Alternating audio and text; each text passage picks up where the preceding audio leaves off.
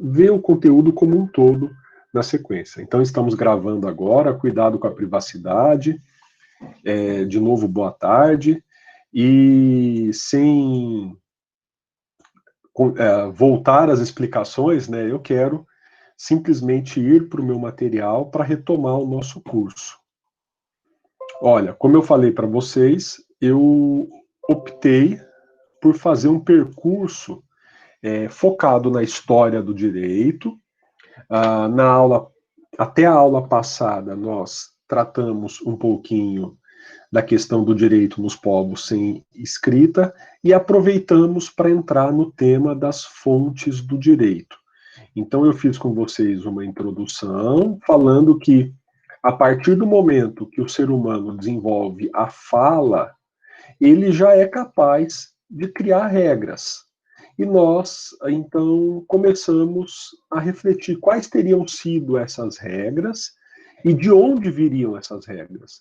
Como que elas seriam criadas? Não há escrita, nós estamos falando.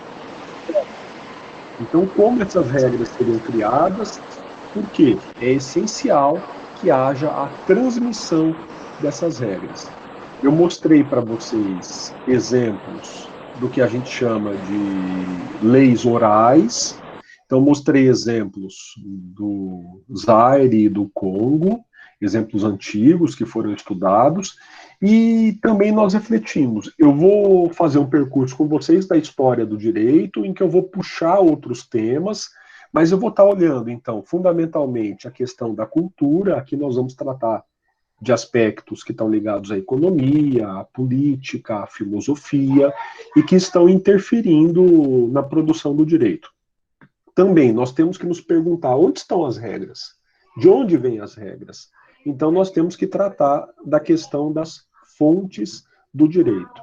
E, por fim, eu também quero tratar com vocês da questão das instituições.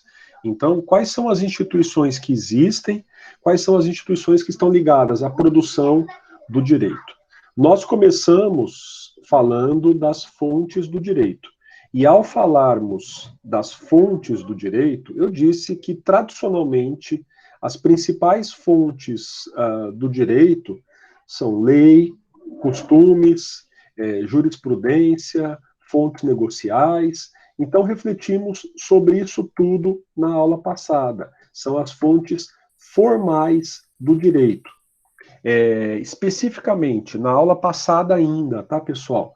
Nós falamos da lei. Eu trouxe para vocês as possíveis origens da palavra lei. Então, dizendo que talvez o mais aceito, lei, venha de lex, que vem de legere, e legere é ler em voz alta. O funcionário público romano saía do Senado e lia na frente do fórum a regra que fora aprovada em voz alta. Então, aquela regra que foi aprovada foi lex, foi lida em voz alta. Se foi lida em voz alta, ela é válida, ela tem que ser obedecida. Mas lei pode vir de ligare, que é ligar, a lei liga comportamentos, e lei pode vir de eligere. Eligere é escolher, eleger. Bom, falamos que a palavra lei pode ter um sentido mais estrito e um sentido mais amplo. No sentido mais amplo, lei é qualquer regra. No sentido mais estrito, lei só é lei ordinária e complementar aqui no nosso Brasil. Então percebam, eu usei o pretexto da história do direito para chegar à discussão específica da palavra lei. Bom, no Brasil nós temos várias regras equiparadas à lei. São as fontes legislativas. Então, olhando para a Constituição, eu tenho desde a emenda à própria Constituição, passando pela lei complementar e lei ordinária, até a lei delegada, a medida provisória, o decreto legislativo e a resolução. São todas normas que são criadas seguindo o processo legislativo. Olha, também falamos na aula passada sobre os costumes. E nós dissemos que o costume é um comportamento que se repete no tempo. Para que exista o costume, é preciso que as pessoas tenham o hábito, ele se repete no tempo, aí a gente discute por quanto tempo ele se repete, e é preciso que as pessoas tenham a consciência da obrigatoriedade do costume. As pessoas sintam que o costume é obrigatório. Portanto, nós podemos classificar o costume no Brasil como secundum legem, praeter legem e contra legem. O costume secundum legem é aquele que está expressamente previsto na lei. O costume praeter legem não é previsto na lei, nem para ser proibido, nem para ser permitido. Olha, é o caso da lacuna. Em tese, ele pode ser usado como fonte do direito. E vimos o costume contra legem. Então, até aqui, o que nós vimos é que a lei é uma fonte do direito, eu posso encontrar regras do direito na lei, e eu posso encontrar regras do direito nos costumes. Falamos ainda na aula passada da jurisprudência. O que é a jurisprudência? É o costume de os juízes tomarem decisões parecidas para casos parecidos. Então, quando há casos parecidos, os juízes tendem a decidir sempre do mesmo jeito. E aí foi o ponto em que nós paramos na aula passada. Para quem estava acompanhando, para quem não estava, tudo bem para todos. Nós fizemos esse percurso até a aula passada. Eu pretendo, então, agora, terminar esse parênteses da fonte, ou das fontes do direito, então, terminar esse momento em que nós falamos das fontes do direito e avançar para falar um pouquinho do direito no Egito e nos países da Mesopotâmia, por exemplo, a Babilônia. Então, eu quero seguir nesse curso para tratar desses assuntos com vocês.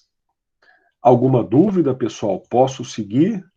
Posso efetivamente retomar o conteúdo?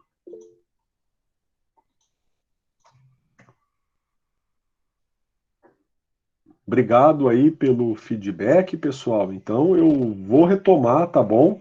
Eu quero encerrar esse parênteses das fontes para retomar o curso da história até o próximo momento em que a gente vai parar e tecer algumas reflexões, tá? Novamente vou compartilhar a tela com vocês.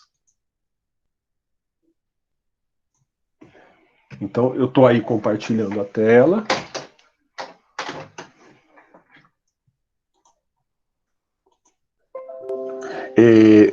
Dentro da ideia das fontes do direito, o que nós não falamos foi sobre as fontes negociais e as fontes racionais. Relativamente às fontes negociais, a principal delas é o contrato. Então, duas pessoas ou mais podem fazer uma negociação e essa negociação vai terminar com regras. Essas regras são reconhecidas como fontes do direito. Desde a antiguidade, há a perspectiva de que o contrato, por exemplo, tem que ser respeitado. Quando falamos em contratos ou em outras normas negociais, a gente pode aplicar a mesma classificação dos costumes. Existem contratos que estão expressamente previstos nas leis. Então, são chamados contratos secundum legem. O contrato de compra e venda é um exemplo. Ele está expressamente previsto no Código Civil. As pessoas podem celebrar contratos de compra e venda, eles são reconhecidos pela lei e as regras extraídas do contrato serão consideradas regras jurídicas. Logo, um contrato secundum legem é uma fonte do direito. Eu também posso considerar que o contrato praeter legem seja uma fonte do direito. O contrato praeter legem, assim como permitam-me só tirar aqui o som do celular. Perdoem, pessoal. O contrato praeter legem, assim como o costume praeter legem, é aquele contrato que não está previsto na lei. A lei não previu esse tipo de contrato, mas não previu nem para proibir, nem para permitir. No direito privado, eu posso celebrar contratos desde que não estejam proibidos pela lei. Se o contrato não foi previsto pela lei, no direito privado, ele é permitido. Então, ele é válido. Se eu crio um contrato, eu invento um tipo de contrato que não foi previsto pela lei, esse contrato vai gerar regras válidas. Portanto, o contrato também é fonte do direito. Por fim, existem os contratos contra legem. Muitas vezes são aqueles contratos que a gente fala que é um contrato de gaveta. Esse contrato, ele viola a lei. É um contrato que contraria expressamente a legislação. O direito brasileiro não reconhece um contrato contra legem como fonte do direito. No Brasil, eu posso usar como fonte do direito o contrato praeter legem e o contrato secundum legem. Então, lembrando, qual é a importância de eu dizer que um contrato é fonte do direito? Se há um conflito entre duas partes, o juiz pode retirar do contrato a regra para resolver o conflito. Se o contrato é válido, essa regra será usada pelo juiz. Se o contrato é um contrato contra legem, o juiz não poderá usar essa regra para decidir o conflito. Pois bem, pessoal, então eu estou tratando com vocês do tema das fontes formais do direito. O que é uma fonte formal do direito? É o instrumento de onde o juiz retira uma regra para solucionar um conflito. Existe um conflito, o juiz vai solucionar o conflito. Perfeito. Mas ele precisa de uma regra, ele precisa de um critério. De onde ele vai tirar o critério para dizer quem tem razão no conflito? Ora, ele vai tirar essa regra de uma lei, em primeiro lugar. No Brasil, o juiz brasileiro vai tirar a regra da lei. Ele encontra na lei a regra para solucionar o conflito. Eventualmente, ele vai encontrar a regra nos costumes. Quando? Em duas situações. Primeiro, a própria lei disse para o juiz, como eu mostrei o exemplo para vocês na aula passada: juiz, julgue conforme os costumes. Então, o juiz vai julgar de acordo com os costumes. Ou o juiz vai encontrar a regra nos costumes quando não houver previsão legal. A lei não previu aquele comportamento, nem para proibi-lo, nem para permiti-lo.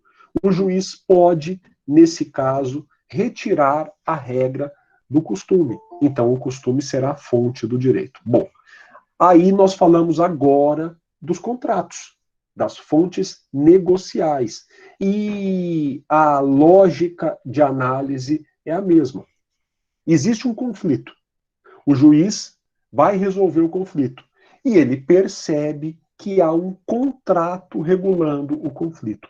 A lei, ele procura na lei a solução. A lei prevê aquele tipo de contrato e diz para o juiz como deve ser aquele tipo de contrato. O juiz vai olhar para a lei, vai olhar para o contrato e vai extrair do contrato a regra para solucionar o conflito se ele estiver de acordo com a lei. Ou a lei não proibiu o contrato e é um contrato do direito privado. O juiz percebe que as partes envolvidas no conflito celebraram um contrato, ele olha para as partes, vê o contrato ligando as partes, o juiz vai até a lei e a lei não previu aquele contrato, nem para proibi-lo, nem para permiti-lo. Todavia, o que a lei traz? As condições gerais para celebrar um contrato.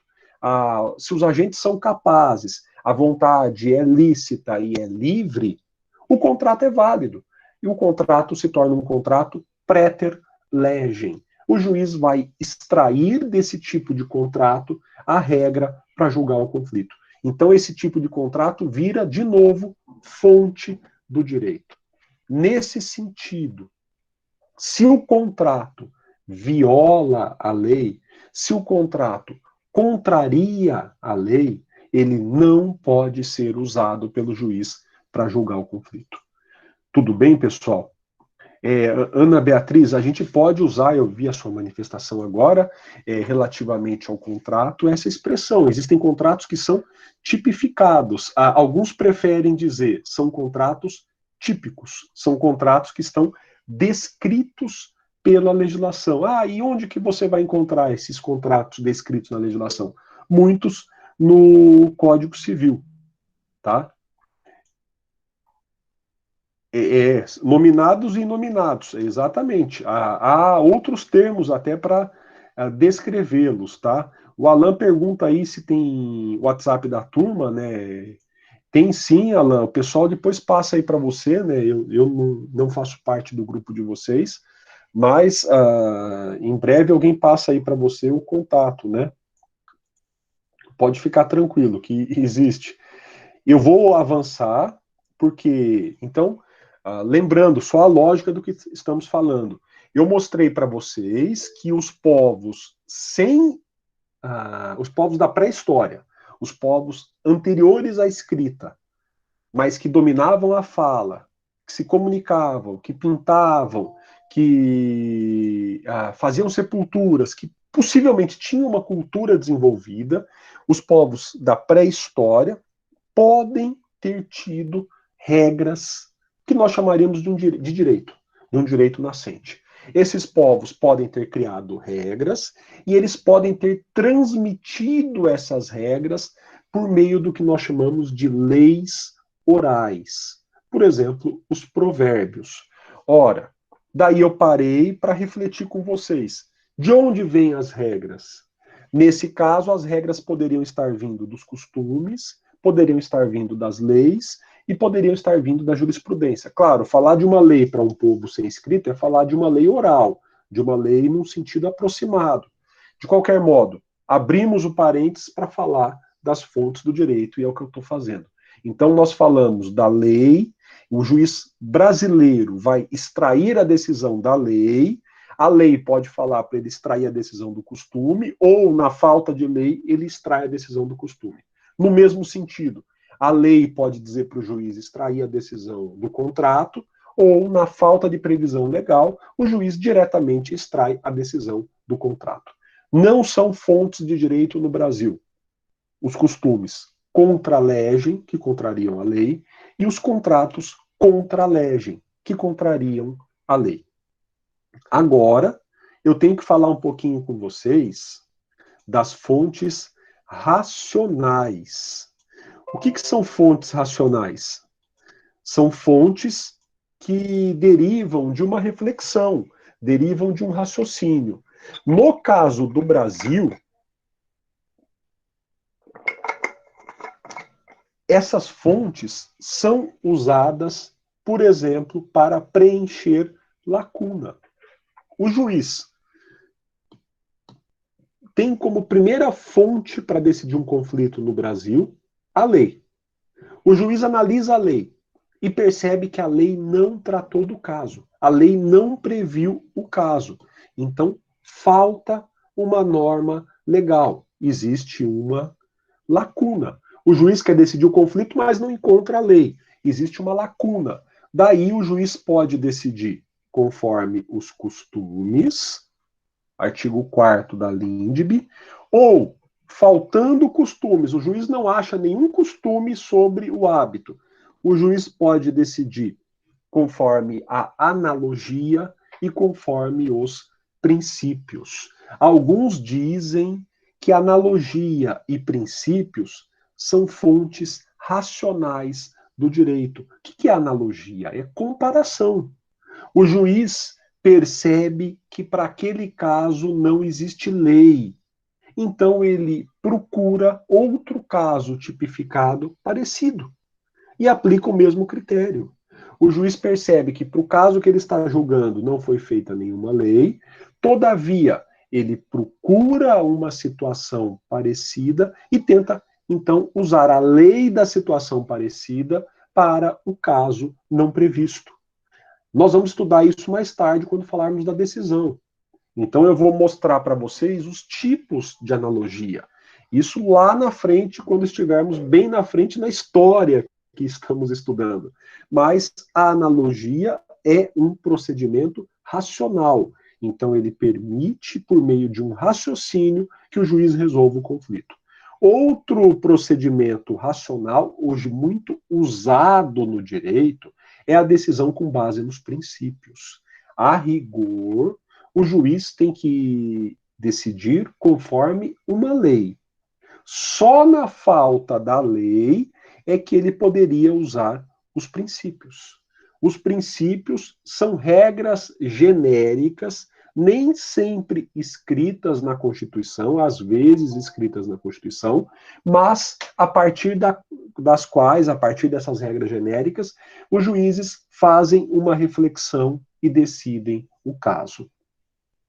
É muito comum hoje, sobretudo nos tribunais superiores, no Supremo, que os juízes decidam com base em princípios constitucionais. Alguns criticam esse tipo de decisão, dizendo que os juízes, muitas vezes, sobretudo os ministros do Supremo, fogem das leis e terminam decidindo diretamente com os princípios. Isso geraria insegurança jurídica. Existem ainda duas outras fontes racionais que o juiz pode usar. A equidade, ela só pode ser usada no direito brasileiro quando expressamente prevista em lei. O juiz não pode preencher uma lacuna por equidade. E o que é julgar por equidade? Julgar por equidade é julgar por aquilo o que o juiz acha justo. O juiz simplesmente decide dizendo, eu acho justo decidir assim. Isto para nós hoje é julgar por equidade. Excepcionalmente, a lei brasileira permite que o juiz tome algumas decisões única e exclusivamente com base no seu senso de justiça. Então, equidade é o senso pessoal de justiça do juiz. O juiz decide conforme aquilo que ele pessoalmente, individualmente, acha justo. Isso é a equidade. Repito, no Brasil, o juiz só pode fazer um raciocínio dizendo que ele acha justo e por que ele acha justo, quando a lei assim determinar. Por fim, a doutrina é apontada por alguns como uma fonte racional do direito. O juiz julga com base na doutrina. O que é a doutrina? É o conjunto de livros, artigos, textos sobre um assunto do direito. Ora, em alguns momentos da história, os juízes podiam julgar conforme a doutrina. Em algumas situações, em alguns momentos de Roma, nós vamos ver, a doutrina foi fonte do direito. O juiz podia fundamentar sua decisão com base nos estudiosos do direito. Hoje, no Brasil, não há previsão do juiz julgar conforme a doutrina. Só tem uma exceção a essa regra. É para preencher lacunas no direito do trabalho. Fora isso, nenhum juiz pode julgar diretamente com a doutrina, tá? Daí, pessoal, nós completamos o panorama das fontes do direito. Então, o problema da fonte do direito qual é? Eu preciso achar a origem da regra. O juiz só pode julgar com regras que vêm de instrumentos reconhecidos pela legislação. No caso brasileiro, a principal fonte do direito é a lei. Eu vou falar sobre isso quando falarmos, repito, da decisão. E aí eu vou enfatizar que no Brasil o juiz tem que decidir conforme a lei.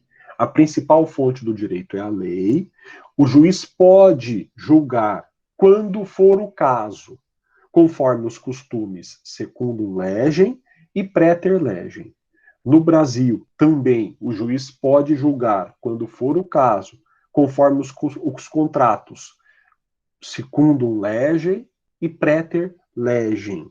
E ainda, se for um caso de lacuna no direito brasileiro, o juiz pode preencher a lacuna conforme os costumes, esses costumes são os costumes praeter legem, ou conforme os princípios, o juiz pode usar os princípios, e antes disso tudo, conforme a analogia, o juiz pode fazer uma comparação. Ele percebe que existe um outro caso muito parecido com aquele que não foi previsto pela lei.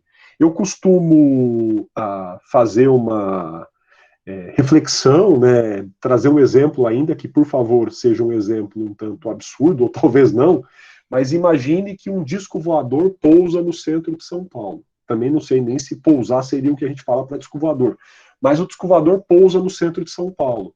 Os alienígenas vão lá para a Igreja da Sé e não querem voltar, vão ficar lá um tempão orando.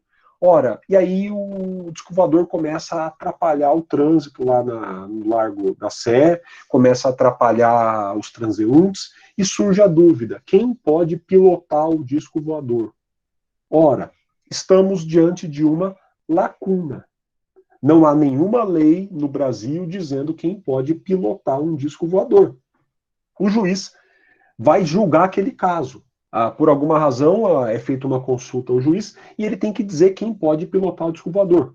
Ora, a primeira coisa que o juiz faz para decidir o caso é procurar uma lei, mas foi inútil. Ele procurou alguma lei para encontrar. Então, olha, qual é a primeira fonte, qual é a primeira origem para a regra do juiz? De onde ele vai extrair a regra? Onde ele vai procurar a regra? Na lei. Só que ele não encontra nenhuma lei prevendo um disco voador. Depois ele vai se perguntar, então não tem lei. Eu vou tentar encontrar um costume sobre isso. Quem costuma pilotar um disco voador? Ora, ele vai concluir que é só o alienígena. Não há ninguém que costume pilotar um disco voador. Então não há costume. Daí o juiz pensa, peraí, eu posso recorrer a uma fonte racional. Eu posso fazer uma reflexão. Eu posso fazer uma comparação. Com o que se parece o disco voador? Ele conclui, talvez com um helicóptero. E aí ele conclui, quem tem condições de pilotar um helicóptero estará autorizado a pilotar o disco voador. Ele decidiu, desculpem a banalidade do exemplo, mas ele decidiu conforme uma reflexão. De onde veio a sua decisão? Qual foi a fonte da sua decisão? Um raciocínio analógico, um raciocínio comparativo, tá? É isso aí, Richard. Ele fez uma analogia. Mais para frente, a gente vai diferenciar a analogia iuris da analogia legis. Nesse caso, Ana Beatriz, a fonte formal é a analogia. A outra, você deve estar se referindo à fonte material. Aí, seria isso? Não, a analogia é um tipo de fonte racional, tá? Então, a fonte que o juiz usou foi uma fonte de que tipo? Racional. Quais são as fontes racionais? Princípios, analogia, doutrina e equidade. O juiz brasileiro pode usar quais fontes racionais? Ele pode usar a analogia e os princípios.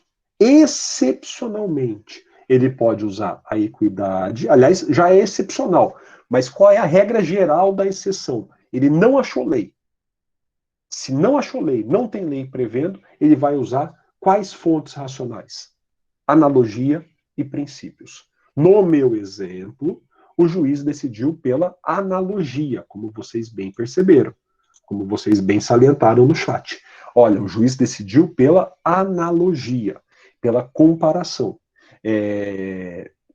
Então, dentro da falta de previsão legal, então, na lacuna, o juiz pode usar costumes, princípios e analogia. Pela ordem, alguns dizem.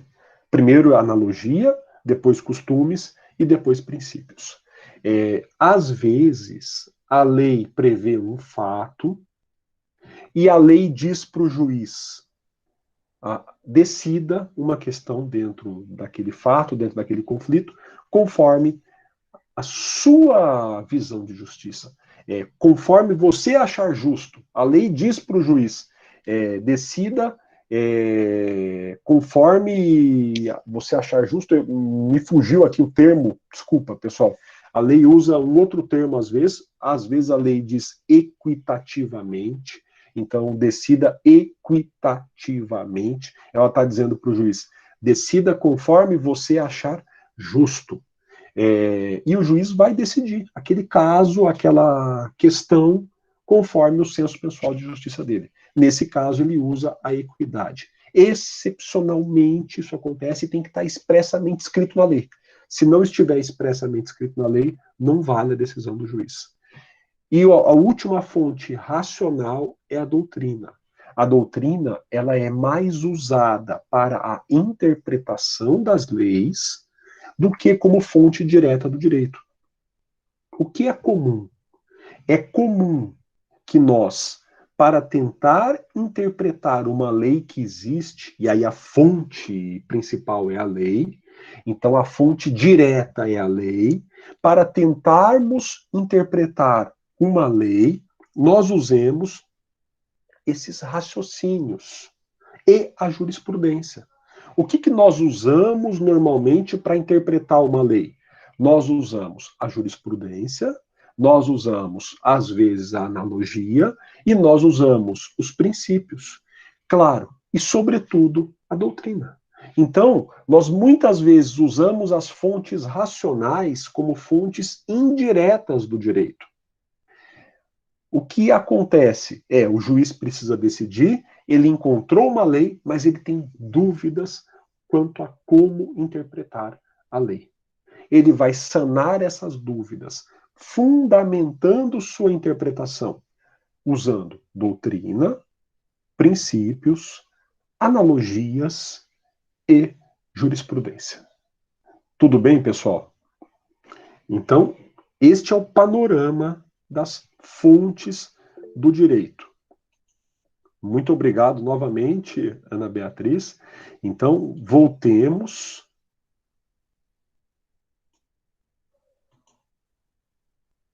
Eu quero avançar aí no material que eu passei para vocês. Existe aí mais um vídeo, né, que eu coloquei lá no meu canal. Eu não vou reproduzir aqui o vídeo, porque eu vou falar dos temas que o vídeo trata. Nós paramos no momento da pré-história, eu quero avançar um pouquinho, aí as datas são aproximadas, os autores divergem, alguns autores falam num período, outros falam no outro, alguns recuam a 20 mil anos, mas começa um período há mais ou menos 12 mil anos, chamado de Mesolítico. Nesse período, a humanidade começa uma vida mais sedentária. O que significa isso? Ela se torna mais fixa. Ela começa a construir, por exemplo, locais como vilas ou cidades em que ela permanece para sempre. Por que ela pode fazer isso? Porque a humanidade inicia uma fase em que ela aprende a produzir seus próprios alimentos. Ela não depende do que a natureza fornece. E às vezes a natureza não fornece nada. Quando a natureza não dá nenhuma comida para o ser humano, ele tem que mudar de lugar. Ele tem que migrar de um lugar para outro para que ele possa obter outras fontes de alimento. Porém, se o ser humano aprende a plantar seus alimentos, ele pode se estabilizar. E ao se estabilizar, ele pode começar a criar as primeiras cidades. Daí, há mais ou menos 7 mil anos, começa o que se chama de Neolítico. O ser humano desenvolve as técnicas de produção de alimentos, ele desenvolve a agricultura, desenvolve a domesticação de animais, e ele desenvolve algumas habilidades que genericamente nós chamamos de cerâmica. Ele começa a fazer utensílios, começa a fazer inclusive utensílios que permitem armazenar os alimentos. Ora, nesse momento, o direito se torna mais importante. Nós temos aqui uma equação muito interessante. Imagine que a população está parada, ela está fixa num lugar, E dentro desse lugar existem cada vez mais pessoas. Ora, se há mais pessoas dentro desse mesmo lugar, há um potencial aumento de conflitos. Coloque cada vez mais gente no mesmo espaço. Há uma expectativa de que essas pessoas entrem em conflito. Logo, se há um potencial aumento de conflito, há a necessidade de surgimento de mecanismos que tentem amenizar os conflitos, evitar os conflitos, solucionar os conflitos. Também, aos poucos, surgem as primeiras trocas entre povos. Surgem as trocas entre uma comunidade e outra, entre uma cidade e outra, e o comércio também exige regras. Nós falamos de fontes do direito, então nós temos que pensar, sobretudo, no contrato. O contrato se torna cada vez mais importante. Quando duas cidades estão trocando alimentos ou peças, quaisquer elementos que sejam, quaisquer mercadorias que sejam, elas estão, de alguma forma, criando contratos, e esses contratos têm que ser respeitados. Também nesse momento, há uns 7.000 anos, de uns 7.000 anos para cá, as desigualdades sociais crescem. Alguns grupos, pensem no faraó do Egito, alguns grupos assumem o controle dos excedentes. Então, aquela produção de alimentos, de grãos, que está sobrando e está sendo armazenada, ela passa a ser controlada por algumas poucas pessoas, e essas pessoas adquirem um poder sobre-humano. Ao mesmo tempo, outras pessoas, e muitas vezes pessoas de grupos conquistados, vão sendo escravizadas e vão sendo obrigadas a um trabalho forçado. Pessoal, nós temos conflitos em excesso porque a população está crescendo dentro do mesmo espaço. Nós temos um comércio que vai exigir regras. Nós temos desigualdades sociais, pessoas querendo escravizar as outras, pessoas querendo mandar nas outras. E nós temos pessoas que não querem ser escravizadas, que não querem obedecer. Nós temos um potencial imenso de conflitos. Isso tudo dentro de um ambiente que vai se tornando, como eu falei, cada vez maior, cada vez mais denso, caracterizando-se as cidades e exigindo alguns mecanismos sofisticados de controle social. É nesse momento que dentro das cidades começam a surgir os estados.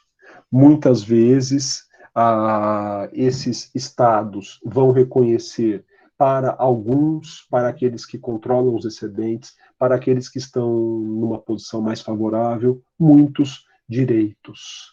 Nesse momento, os estados vão reconhecer, por exemplo, direitos como direito de propriedade, direito de uso, você pode não ser o proprietário, mas pode poder usar. Então, alguns direitos decorrentes do direito de propriedade, como a posse, e também os estados vão reconhecer, para alguns grupos, o direito de sucessão, o direito à herança. Olha, isso perpetua a desigualdade. Alguns grupos que começam a ter mais do que outros vão poder perpetuar essa situação, então vão poder transmitir essa situação de desigualdade, essas riquezas acumuladas para os sucessores. Olha, pessoal, nós chegamos num momento que é muito parecido em várias partes do globo, em que, então, grupos humanos estão fixos, se fixam em alguns lugares, eles começam a crescer, começam a construir moradias cada vez mais sofisticadas, começam a plantar, a criar animais, essas moradias vão dando contorno ao que a gente chama de cidade. E no seio da cidade, alguns grupos se reúnem e criam um poder para proteger, sobretudo, os seus direitos em relação às desigualdades sociais, para proteger os direitos dos religiosos, muitas vezes, e esse instrumento que é criado se chama Estado. E aí, nesse momento, nós temos em paralelo o surgimento da escrita, E nós estamos entrando na história. E aí nós já começamos a encontrar os primeiros registros. Nós começamos a encontrar as primeiras informações a respeito desses povos. Mas, de qualquer modo, essa evolução que eu narrei acontece um pouquinho mais para frente em Roma, acontece também um pouquinho mais para frente do período em que estamos na Grécia, e no momento em que estamos, esse tipo de evolução com a formação do Estado, com muitas vezes a cidade se expandindo e formando um império, acontece na Mesopotâmia e acontece no Egito. Daí, pessoal, a gente continuar no nosso percurso. Então, olhando para o passado, eu estou dizendo para vocês que surgiram estados, na maioria das vezes são cidades-estado, dentro da cidade surge o estado e o estado controla apenas uma cidade, às vezes a cidade se expande e controla outras cidades. Nesse momento, algumas ideias se tornam comuns e peculiares na história. Então a gente vai ter uma perspectiva individualista. Olha, uma perspectiva em detrimento da coletividade. Na fase anterior, as regras protegiam a coletividade. Então eu tinha regras para manter a comunidade. Agora começam a surgir regras para proteger o indivíduo. Então, o indivíduo vai ter protegidos os seus bens, a possibilidade de herdar ou de suceder alguém, então a possibilidade de transferir seus bens após a morte. Olha, essas regras protegem o indivíduo, elas reconhecem muitas vezes direitos ao indivíduo, até mesmo contra os estados. Também nesse momento se naturaliza a ideia de desigualdade. Então, os homens não são, os seres humanos não são considerados iguais, nem homens e mulheres, nem entre homens e entre mulheres. A desigualdade é natural que existam diferenças, e, sobretudo, isso se materializa na desigualdade jurídica. Em todas essas primeiras cidades, você tem categorias diferentes de cidadão. O que é um cidadão? A palavra cidadania indica a capacidade ou a possibilidade de uma pessoa ter direitos. Então, quando eu digo que uma pessoa é cidadão de um Estado, eu estou querendo dizer que essa pessoa pode ser titular de direitos e obrigações com a proteção desse Estado. Todavia, o que eu estou dizendo, então, para vocês, é que nessa fase da antiguidade, nessa fase em que surgem as primeiras civilizações, todas elas olhavam para os seres humanos e concluíam que eles são desiguais. E se eles são desiguais, pode haver cidadanias diferentes. Eu posso ter pessoas que são mais cidadãos e outros que são menos cidadãos. Em outras palavras, eu posso ter uma cidadania completa, então eu tenho grupos sociais, normalmente os mais ricos, normalmente os mais importantes, os mais poderosos, os que têm um poder religioso, por exemplo. Então, as razões das desigualdades são muitas, mas eu tenho alguns grupos que eventualmente têm todos os direitos, ou eu tenho direitos diferentes. Alguns direitos que um religioso tem, um nobre não tem. E alguns direitos que o nobre e o religioso têm, o plebeu não tem. Dificilmente o plebeu vai ter algum direito que o nobre não tenha. Então, a cidadania do nobre, a cidadania da elite, é maior. Repito, o que eu quero dizer com isso, que a cidadania é maior? Eu quero dizer que esse sujeito pode ser titular de mais direitos, ele está mais protegido pelo Estado, ele pode praticar mais atos na vida civil do que outros. E essa perspectiva, repito, era natural. É como se aqui no Brasil nós oficializássemos que o pobre tem menos direitos do que o rico. E como se isso não escandalizasse ninguém. Olha, tudo bem, pode até ser que na realidade o pobre tenha menos direitos do que o rico. Mas, efetivamente, se nós pensarmos do ponto de vista estritamente jurídico, perante um tribunal, não interessa se pobre ou se rico, ambos têm a mesma cidadania.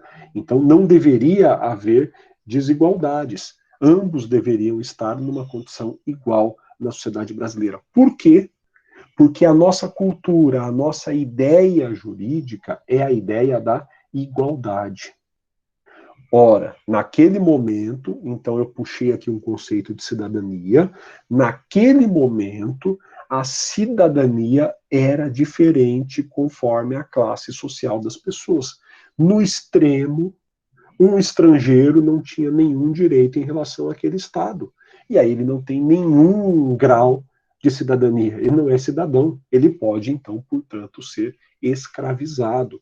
Claro, o escravo vai ter um grau mínimo de direitos, se é que tem algum direito, porque isso vai variar. Havia povos que reconheciam, sim, alguns direitos ao escravo, e havia povos que não reconheciam nenhum direito ao escravo.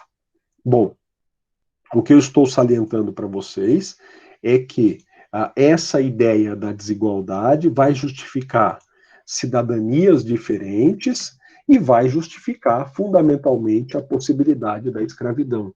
Porque no extremo eu reconheço tão poucos direitos a determinados grupos sociais que eu permito que alguns grupos escravizem esses grupos. E aí eu naturalizo a escravidão. Portanto, essas ideias vão se repetir em muitos povos da antiguidade, em algum grau também entre gregos e romanos, talvez em muitos graus, né, entre gregos e romanos. Em Roma nós vamos ver um pouquinho a evolução disso, sobretudo da cidadania, mas em algum grau isso se repete na antiguidade inteira. Pessoal, eu não consigo reproduzir esse desenho sem ficar confuso. E nesse caso, então, eu preferi simplesmente copiar o desenho do Guilicem. O Guilicem está escrito aí embaixo o nome dele, tem um livrão bem interessante, depois eu vou ver se eu pego aqui para mostrar para vocês, mas o Guilicem tem um livrão bem interessante, que é Introdução Histórica ao Direito, tá? Depois eu tento mostrar um livrão grande. Olha, Alan, e toda vez que eu tento refazer esse desenho, eu descubro que ficou mais confuso, então eu prefiro usar o próprio desenho que ele fez, tá? E o que esse desenho traz? Vamos olhar aí direitinho. Ele traz, olha o título, a cronologia dos grandes sistemas jurídicos. Olha que legal. Então, um sistema jurídico muito importante é o sistema romano. Por que o sistema romano é importante? Porque ele vai interferir, olha as setinhas, em vários outros sistemas. E o direito romano vai levar à formação dos direitos romanistas, que vai se formar na Idade Média. E ele é inspirado pelo direito romano. E os direitos romanistas são os direitos atuais de metade do mundo ocidental, ou mais da metade do mundo ocidental. Olha, mas o direito romano foi influenciado por outros direitos. Então, esse mapa me mostra qual direito influenciou qual e qual fez com que o outro surgisse. Bom, nós temos aqui nessa nossa fase, neste momento, dois direitos que estão se formando. Olha aqui a cronologia. Século 30 antes de Cristo. Lá no século 30 antes de Cristo, 3.000 anos antes de Cristo, eu tenho a formação do direito egípcio e dos direitos cuneiformes. O que é cuneiforme? É um tipo de escrita. Os egípcios usavam os hieroglifos ou hieróglifos e outros povos usavam a escrita cuneiforme, com a forma de cunha. Pois bem, entre os povos de escrita cuneiforme estão os povos da Mesopotâmia. Então, nesse momento, esses dois direitos estão se formando, eles vão influenciar o direito romano, que vai influenciar o nosso direito que está aqui dentro. O nosso direito é um direito romanista. O direito romano vai influenciar também a common law.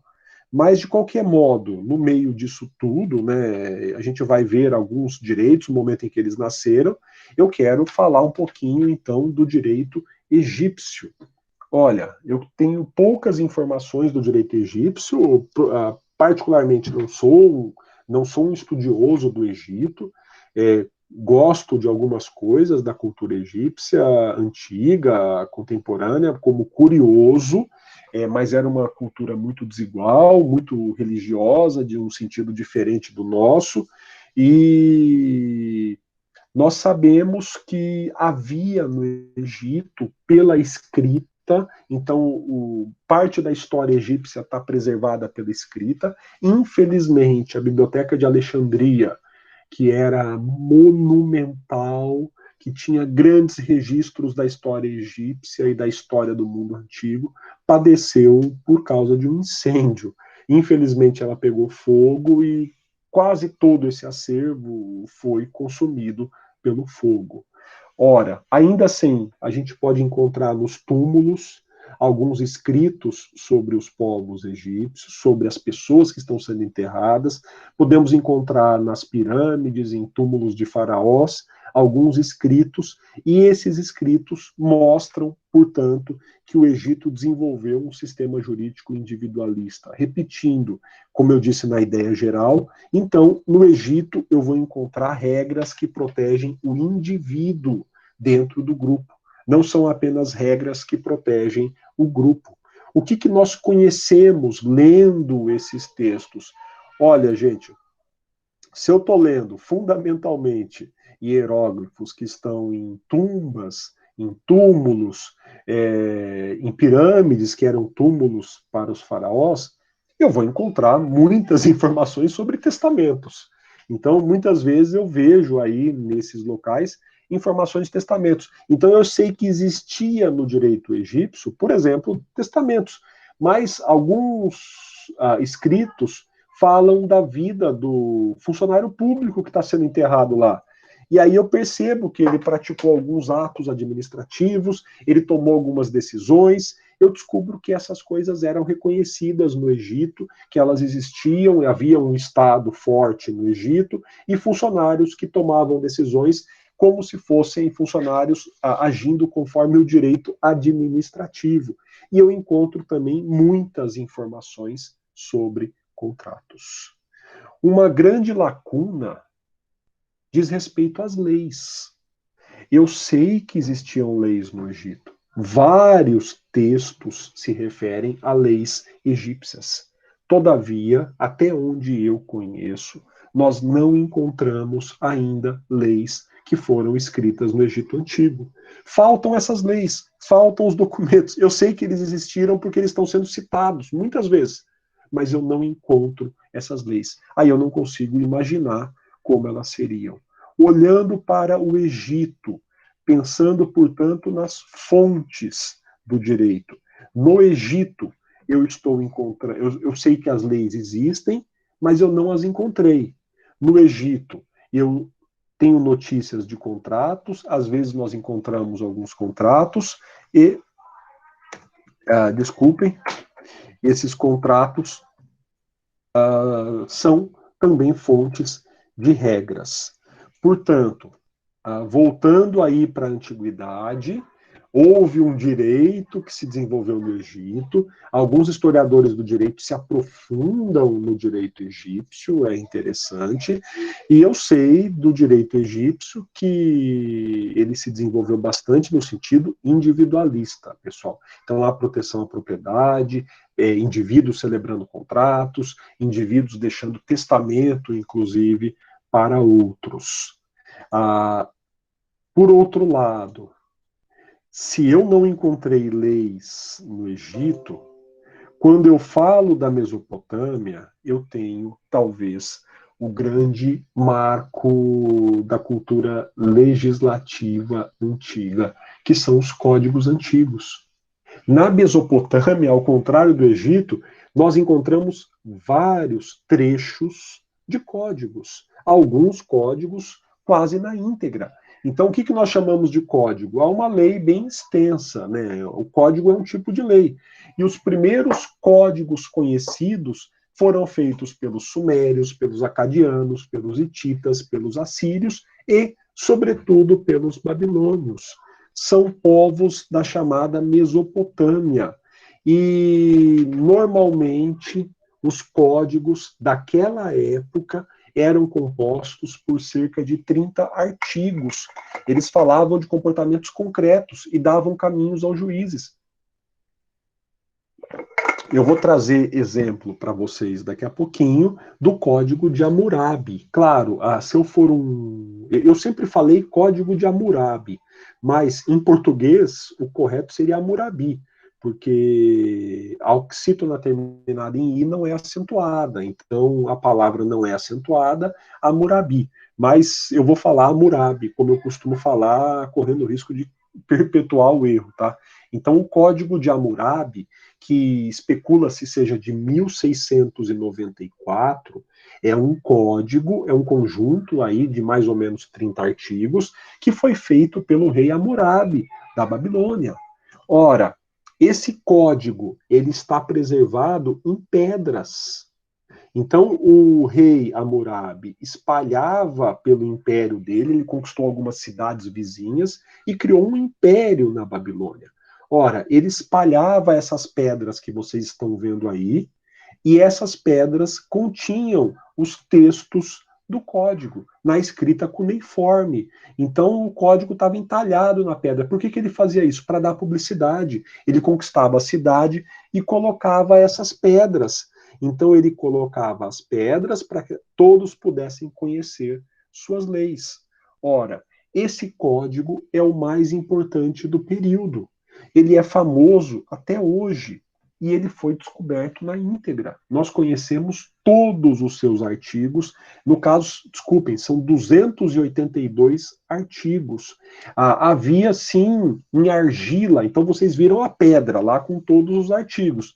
Mas em argila foram achados trechos do código. Aí sim, trechos com 10, 15, 20 artigos, e esses trechos circulavam para que as pessoas agissem conforme as regras. O que o Código de Hammurabi nos revela?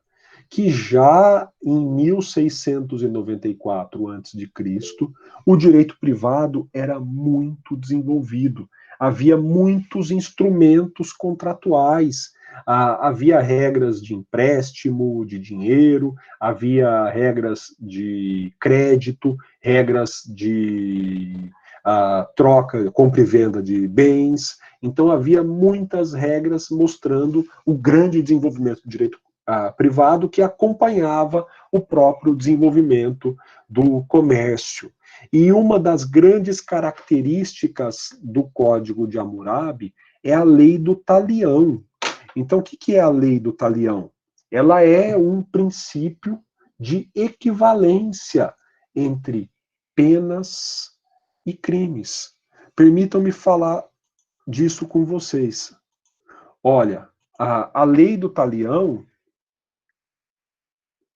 Ô, Jaqueline, fique à vontade se você não saiu, né? O Richard está dizendo aqui da lei do talião, olho por olho, dente por dente. É isso, Richard, vamos entender essa regra. O que é a falta de equivalência? Por exemplo, eu cometo um pequeno dano a você e sou punido perdendo a vida. Olha a desproporção. Eu cometi um pequeno dano e perdi a vida inteira. Não há proporção. Quando a gente fala em lei do talião, ela às vezes hoje parece violenta. Nós consideramos, puxa, que bárbaro punir assim. Qual é a regra? Se eu causei um ferimento em você, eu serei ferido, olha só a novidade, na mesma proporção. Daí o olho por olho. Se eu furei um olho seu, desculpa a violência do exemplo, né, mas é a lei do talião, se eu furei um olho seu, você fura um olho meu. Se eu quebrei um dente seu, olha a vida que eles viviam, né, meus caros? Olha só que vida, viu, Richard? Se eu dei um soco na sua cara e quebrei um dente seu, você tem o direito de quebrar um dente meu. Isso parece bárbaro num primeiro momento. Sobretudo porque hoje nós punimos a pessoa, punindo o patrimônio da pessoa ou o tempo da pessoa. Nós não punimos ferindo propriamente a pessoa, salvo exceções. Mas no Brasil, a regra é fundamentalmente essa. Eu vou ter uma punição tirando uma proporção de tempo da vida da pessoa do tamanho do dano que ela causou. Eu tenho essa proporção, mas é entre o dano e o tempo, entre o dano e o patrimônio. Naquele momento, a novidade é que o Código de Hammurabi mostra uma proporção entre o dano e a pena. E como eu falei no começo, essa proporção não existia. Então, suponhamos que eu tivesse furado um olho seu, desculpem novamente o exemplo, eu furei um olho seu, eu perderia a vida inteira, porque não havia proporção. Naquele momento, eles estão tentando estabelecer uma proporção. E essa proporção foi conhecida de olho, como olho por olho, dente por dente, ou lei do talião.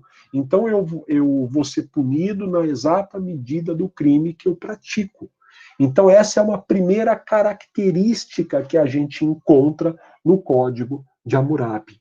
Uma segunda característica é a religiosidade. Muitas vezes a decisão, o juiz, ele é levado a consultar os deuses para uma decisão. Esse procedimento de o juiz perguntar para os deuses que decisão tomar chama-se ordalho. Um exemplo, você tem uma pessoa na sua frente e você não sabe se a pessoa é inocente ou culpada.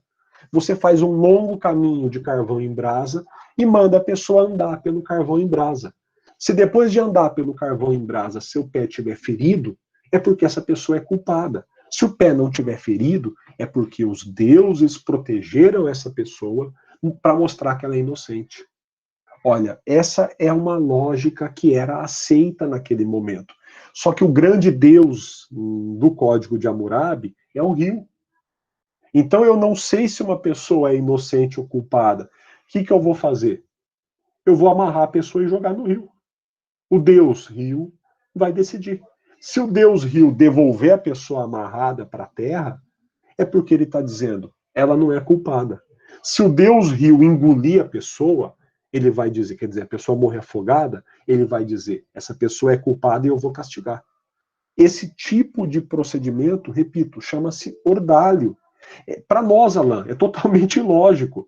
Se por um lado eu tenho um avanço, vamos dizer assim, na proporção entre o delito e a pena, ainda que tímido, mas é um avanço. Então eu furei um olho, eu vou ter um olho furado, eu não vou perder a vida inteira. Eu matei um filho, você vai matar meu filho. Olha, eu tenho uma proporção, ainda que eu tenha essa proporção no talião, que é lógica de certa forma, você tem toda a razão. O ordalho é ilógico. Então, duas pessoas estão disputando alguma coisa. Como saber quem é a dona? Eu vou prender as duas, amarrar as duas, vou jogar no rio. Quem voltar do rio é a dona da coisa. Ah, e se nenhuma das duas voltar? Bom, alguma coisa errada elas fizeram. O Deus Rio resolveu castigar as duas por alguma coisa. Quem sou eu para questionar se o rio é um Deus, né? Então, é sim ilógico para os olhos de hoje. Mas olha que interessante, pessoal. Eu falei para vocês que o Código de Hammurabi foi integralmente recuperado. Então, eu tenho a fonte do direito aqui aparecendo de modo inegável, que é a lei. No direito de Hammurabi, a lei é fundamental. E eu vou ver muitos contratos sendo usados. Eu trouxe alguns exemplos do Código de Hammurabi para vocês. Primeiro, se alguém acusou um homem de homicídio, mas não puder convencer disso, o acusador será morto. Simples. Se você acusou alguém, aí não tem talião, hein? Ou tem, né? Você acusou uma pessoa de matar outra, mas você não consegue provar que ela matou outra. Então você vai ser morto. Azar o seu se você acusou alguém indevidamente. Nesse tempo de fake news, eu não quero matar ninguém, né? Mas muita gente morreria, né, nesse tempo de fake news, ou estaria sendo culpada. Olha o segundo artigo que eu trago. Aquele lá é o primeiro artigo do código, tá? Olha o segundo artigo do código. Se alguém acusou um homem de feitiçaria e o acusado mergulhar em um rio e afundar, quem o acusa pode tomar posse da sua casa. Olha só, você disse que o cara era feiticeiro. Ah, esse cara é feiticeiro. Joga o cara no rio. Se ele afundar, você vira dono da casa dele. Por quê? O Deus Rio segurou o cara. O Deus rio afundou o cara. Mas se o rio provar que o acusado é inocente e ele escapar ileso, então quem o acusa será executado e o acusado tomará sua casa. Cuidado antes de acusar alguém de feitiçaria, porque se o rio devolver a pessoa, você vai ser morto. Se um homem desaparecer e na sua casa há de comer, sua esposa manterá a casa e tomará conta de si. Não entrará na casa de outrem. Se essa mulher não tomou conta de si e se entrou na casa de outro, essa mulher será condenada e deitada à água. Então o cara sumiu, desapareceu, desculpem, foi para Gandaia. Passou um mês na Gandaia, passou um mês longe, mas deixou comida em casa, a esposa tem que ficar quietinha esperando. Se depois de um mês, né, o cara não voltou, então ele não voltou. Aí, perdão, se ele voltar e a mulher tiver ido para casa de outro, essa mulher vai ser jogada no rio para ser castigada. Agora, se o homem desapareceu e não há de comer na sua casa, sua esposa poderá entrar na casa de outro. Ela não é culpada. O homem foi embora, ficou um tempo fora e não deixou comida para a esposa pode ir para a casa de outro. Ponto final. Assunto encerrado. Se um filho agrediu o pai, será cortada a sua mão na altura do pulso. Outro exemplo. Se alguém furou, e aí é o talião completo. Se alguém furou o olho de um homem livre, será furado o seu olho. Daí vem o olho por olho, dente por dente. E se alguém partiu o osso de um homem livre, será partido o seu osso. Então você partiu o osso de uma pessoa, você quebrou o braço de uma pessoa. Aliás, olha que sociedade violenta, né? Furar olho, quebrar braço, partir osso, né? É uma sociedade violentíssima, né? Mas veja, se uma pessoa quebra o osso de um, esse um vai quebrar o osso do primeiro. É a lógica da proporção. Então, é uma sociedade, e o exemplo aqui da mulher mostra ainda que há diferença assumida entre homem e mulher. O homem tem um papel, a mulher tem outro, ainda é uma sociedade muito desigual, as desigualdades são aceitas. Eu mencionei uma regra de escravo, então aceita-se a escravidão. O rio, como eu falei, está muitas vezes presente. Então, se você quer provar alguma coisa, quer saber se a acusação é verdadeira ou falsa, quem prova é o rio. E a regra tem ainda um caráter de concretude. Ainda que eu possa generalizar alguns comportamentos a partir da regra, mas ela é mais focada. A regra não fala genericamente. Se houver um dano, ele será punido na mesma proporção. Olha a regra que eu criei para vocês. Ela é muito genérica. Se houver um dano, que dano? Furar olho é um dano? É. Partir osso é um dano? É. Dar um tapa na cara é um dano? É. Xingar alguém é um dano? É. Eu criei uma regra que é abstrata. Nela cabem muitas condutas. Só que não foi o que eu encontrei no Código de Hammurabi. As regras, elas caminham para se tornar genéricas, mas elas ainda não são genéricas. Elas ainda tratam de poucas condutas. Quer dizer, a regra faz questão de diferenciar. Furar olho é uma coisa e quebrar osso é outra. Eu posso concluir, mas não é causar um dano e ser punido na mesma proporção do dano? É. Só que isso não foi escrito no código. O código preferiu trazer regras mais concretas. Então, pessoal, olha que legal. Antes da cultura grega, antes da cultura romana, como eu tentei mostrar naquele desenho do Gibson, estão surgindo dois direitos muito interessantes, muito desenvolvidos: o direito egípcio e o direito da Mesopotâmia. No Egito, eu encontro contratos, testamento, atos administrativos, mas eu não encontro as leis. Eu sei que elas existem, mas eu não encontro. Já na Mesopotâmia, eu encontro muitas leis, leis desenvolvidas, leis que tratam de tipos de contrato, de relações jurídicas do direito privado, leis que antecipam muitas relações do que hoje nós chamaríamos de direito empresarial, mas outrora chamamos de direito comercial. Então, pessoal, com isso, nós terminamos a primeira parte do curso, que é falar da pré-história e das primeiras civilizações.